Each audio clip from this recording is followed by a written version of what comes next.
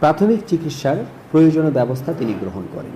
তিনি তার গানম্যানকে পাঠিয়ে দ্রুত সেই শিক্ষার্থীর জন্য ঔষধ আনিয়ে দেন। জরুরি ভিত্তিতে তিনি ডাক্তারের ব্যবস্থা করেন এবং ওই শিক্ষার্থীর সামগ্রিক পরিস্থিতি পর্যবেক্ষণ এবং তত্ত্বাবধান করেন।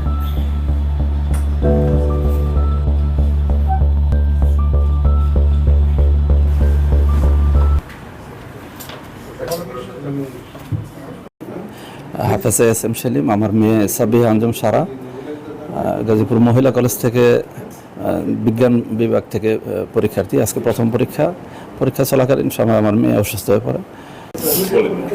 ডিসি স্যার নিজে গাড়ি পাঠায় ওষুধ এনে দিছে। আমি স্যারের প্রতিও কৃতজ্ঞ। আমার মেয়ের জন্য দোয়া চাই, আপনাদের প্রতি আমি কৃতজ্ঞ। যেহেতু আজকে পরীক্ষা শুরু হয়েছে, এইচএসসি পরীক্ষা, আমরা কেন্দ্রগুলো ঘুরে ঘুরে দেখছি।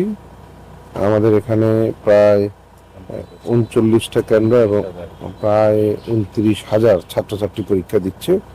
আমরা সকলের সফলতা কামনা করছি। এখানে যারা পরীক্ষা দিচ্ছেন, বিশেষ করে এই কেন্দ্র ঘুরে দেখলাম, কেন্দ্রটি খুবই চমৎকার এবং শান্তিপূর্ণভাবে সুশৃঙ্খলভাবে শিক্ষার্থীরা পরীক্ষা দিতে পারছে। আর এখানে এসেই দেখলাম যে একজন কৃতি শিক্ষার্থী, তিনি অসুস্থ হয়ে পড়েছেন, হঠাৎ তার শ্বাসকষ্ট দেখা দিয়েছে। তাৎক্ষণিকভাবে আমরা ডাক্তারের ব্যবস্থা করেছি এবং তার যে ওষুধপত্র লাগে সেটিও আমি আমার নিজের গানম্যানকে পাঠিয়ে, যাতে কম সময়ের ভিতর ওষুধ সে পেতে পারে এবং কম সময়ের ভিতর সে রিমেডি পেতে পারে, সেজন্য সেটা ব্যবস্থা করেছি। এবং সিভিল সার্জন মহোদয়কে বলা আছে যদি কোনো কারণে ইমার্জেন্সি দরকার হয়, আরও যদি কোনো ধরনের সেবা দরকার হয়, সেই সেবাও যাতে শিক্ষার্থী পেতে পারে সেজন্য তিনিও সচেষ্ট আছেন। যদি উন্নত কোনো চিকিৎসার দরকার হয় সেটা ইনশাল্লাহ ব্যবস্থা করা হবে।